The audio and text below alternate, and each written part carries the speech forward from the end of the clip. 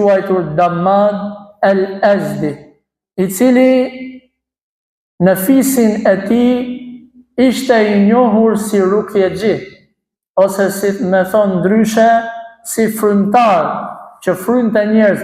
Pa ishte në një pozitë lartë tek populli i tij, i njohur si një njeri i ditur.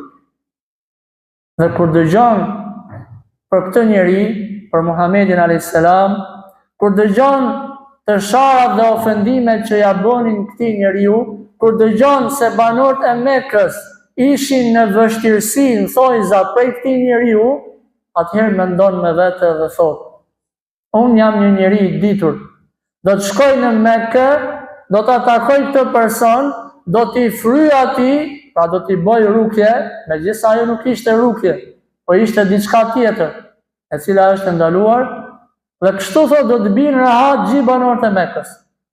Shkon në Mekë dhe e takon Muhamedin alayhi salatu wassalam. I thot: o ti njeri, unë kam marrë kastile për ty, kam marrë me qëllimin e vetëm që ty të të shëroj nga e keqja. Kush ishte në të keqen? Muhamedi a.s. apo banorët e tjerë i dhujtarët të Mekës? Muhamedi sallallahu alaihi wasallam e ndërmerr një hap. Nuk i lexon diçka nga Kurani, vetëm se i thot disa fjalë që pothuajse të gjithë imamët i thonë kur hypin hutbë në fillim.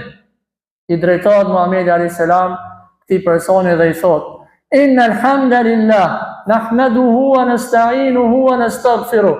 Falënderimet i takojnë Allahut, ato e falenderojnë, për ti ndihmë me falje kërkojnë, deri në fund, që ne sapo e thamë. Ky person shtanget. Ky person dalet dhe thot: kjo nuk është diçka e kot. Këto renditje të këtyre fjalëve janë madhështore.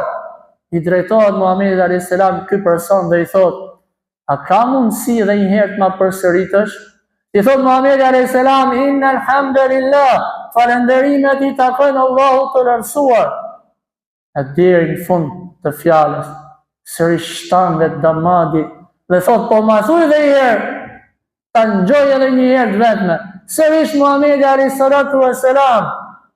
ja përsërit të njëjtat fjalë, derisa Damadi ja zgjat dorën Muhamedit a.s. dhe thot: ashhadu an la ilaha illallah wa ashhadu anna, unë dëshmoj se Allahu është i vetmi i cili e meriton adhurimin dhe dëshmoj se ti je i dërguar i Zotit. Mjaftuan disa fjalë